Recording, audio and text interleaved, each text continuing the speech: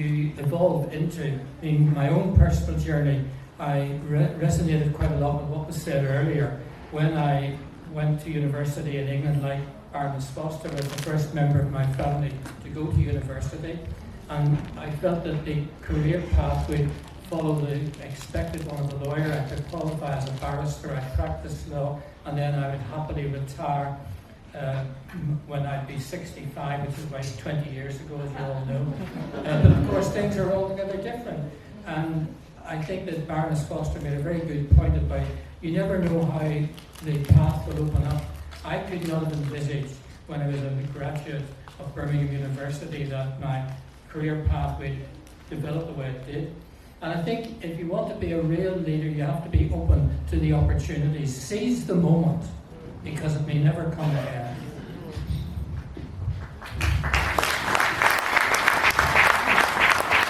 Seize the moment, but it may never come again. So we are seizing the moment now. And the other thing I would say, don't allow people to put any limitations on your expectations. One of the things I learned when I was a Vice Chancellor at Limcock University with the late Tantry, Limcock, who sadly passed away during the COVID epidemic, he always wanted to lift people up. And I would certainly emphasize the point that's really been made. Don't surround yourself with negative people. Always go for the positive and hold to your aspirations, live the dream, and very often the dream will be fulfilled. Live the dream, and very often the dream will be fulfilled. Just before I ask you about how you see the landscape of work changing in the next decade, can you tell us, what is a dream? Well, the dream will vary from individual to individuals. My personal dream was to try and reward my parents' faith. I struggled very much as a young person. I couldn't read until I was 7.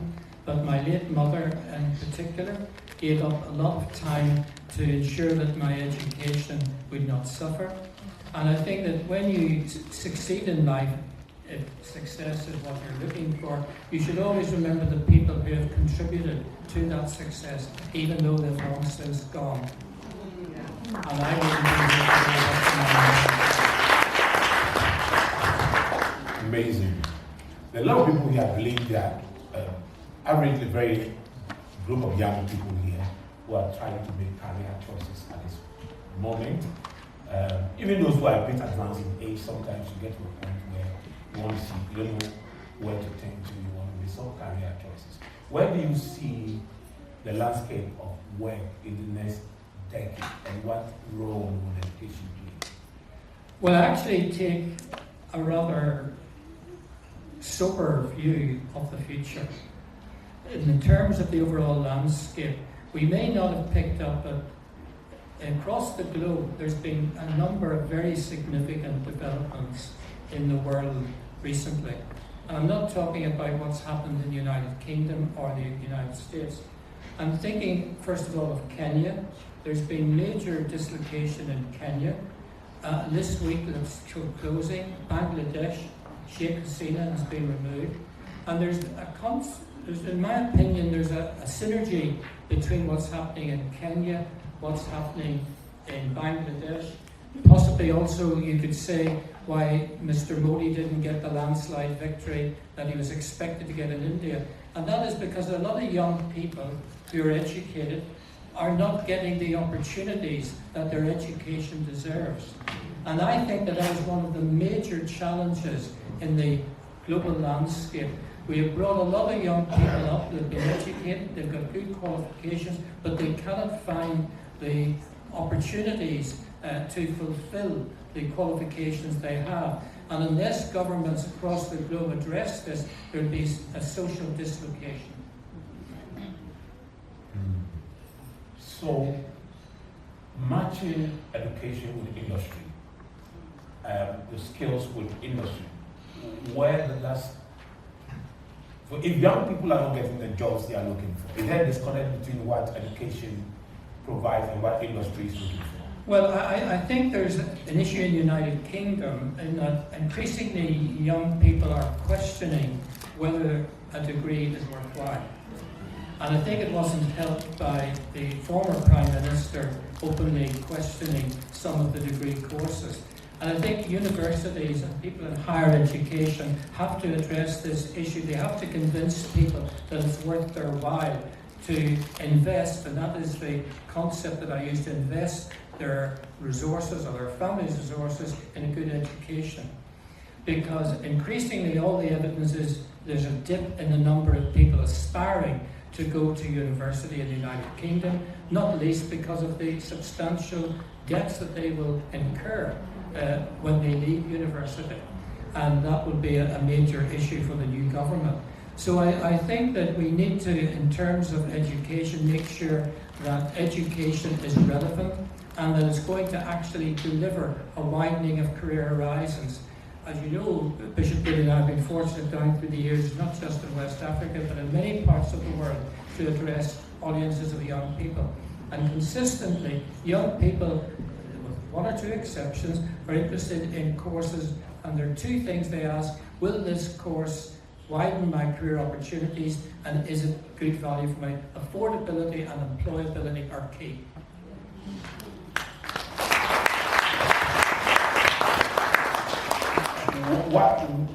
Talking about employability, what qualification, what courses will really make you very highly marketable in the job market? Well, I think I'll answer the question by asking, what do you really want in life? I belong to the tradition that I live to work. I think most young people belong to a new tradition that they work to live. And I think that is part of the consequences of the pandemic. But I think if you want to belong to the new tradition of you working to live, you've got to decide what you want to achieve in life, what sort of income you need to have to sustain the lifestyle you want. And if you are going to go for that approach, I think you would go for things like data analytics, you go for technology, provided, of course, that is what you want. There's no use going for something that, all right, it might give you a lot of money, but you don't like it because you spend so much of your time at work. You must get up every morning, as I do, looking forward to the challenges ahead. And I think that is the key. If you really enjoy what you're doing, you'll do it a lot better. You should see your work as a vocation, not as a form of employment.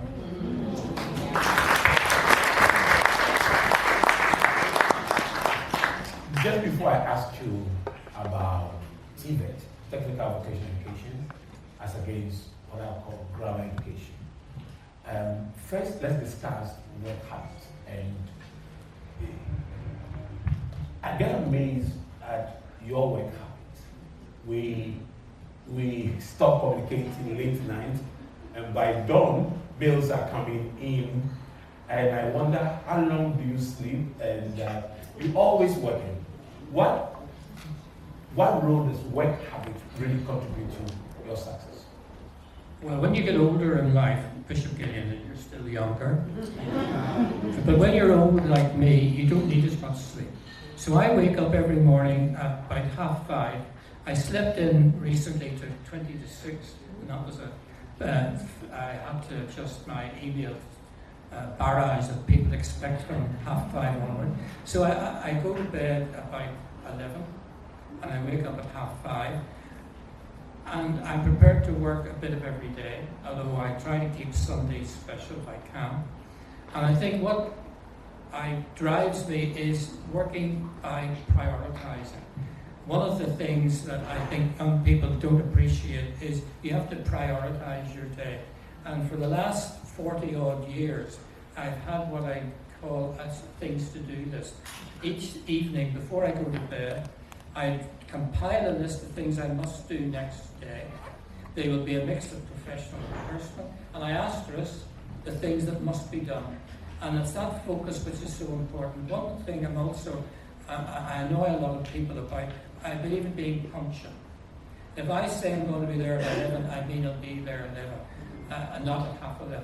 And I learned that from a very distinguished former friend of mine, Neil Pearls, who was head of the Northern Ireland Civil Service, and Mr. Thomas Elwood. who, when Nigeria became independent, was sent by the British government to assist them.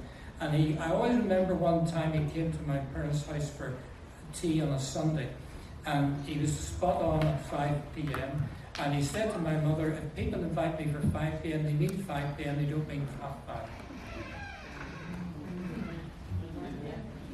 So time management.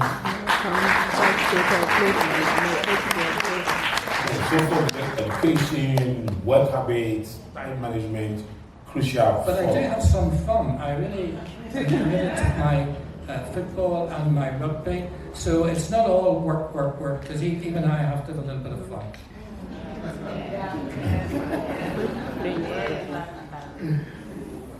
Okay, now, not everybody, I think,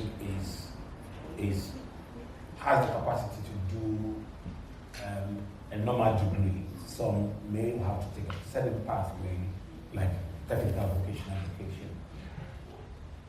What role does that give you opportunity, job opportunity? I think increasingly, if you've been away from formal education for a period of time, and there are many people come within that category, to sign up for a full undergraduate degree requires a huge leap of faith. And I think increasingly one of the features of higher education in this country is what I call the bite-sized approach, whereby you would start doing, say, a foundation course to reconnect with formal education, then maybe do a certificate course or diploma course.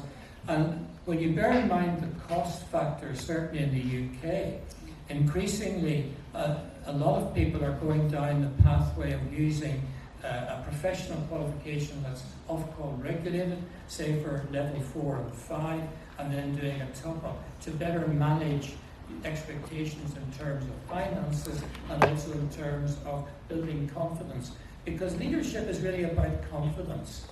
If you really want to be a leader, you buy into increasing your personal vocation, you buy into the experiences you've had, and if you've been successful, you've credit in the bank. And that's why older people can be more relaxed if they make a mistake. Why? Because they've got credit in the bank in terms of their leadership down through the years. Whereas someone who's much younger, who's just maybe got to a new position, will defend even what is indefensible.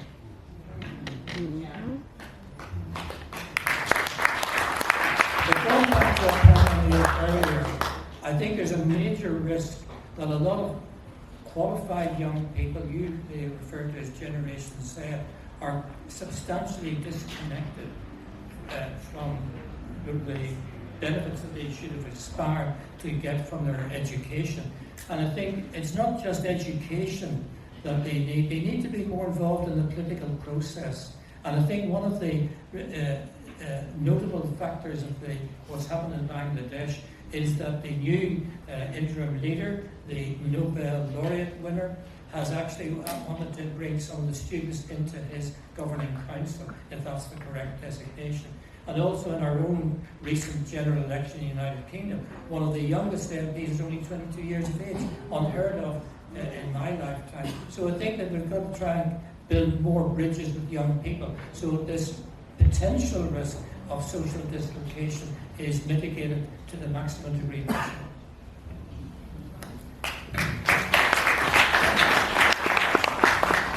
Technical skills and soft skills.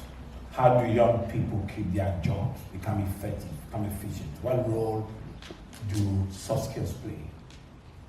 Well, the whole emphasis amongst universities is on skills for employability. I see skills as falling within two main categories. There are certain skills which the country needs, whether it's Ghana, whether it's the United States or Britain, and you can almost predict what they are. Skills like technology literacy, flexibility, creative thinking. But for me personally, what I would encourage young people to do is to have what I call a problem solutions mindset. You see a problem and that's good. You identify a problem, you get credit for it. but don't be afraid to try and proffer a solution. And I think that's one of the first steps on the road to leadership.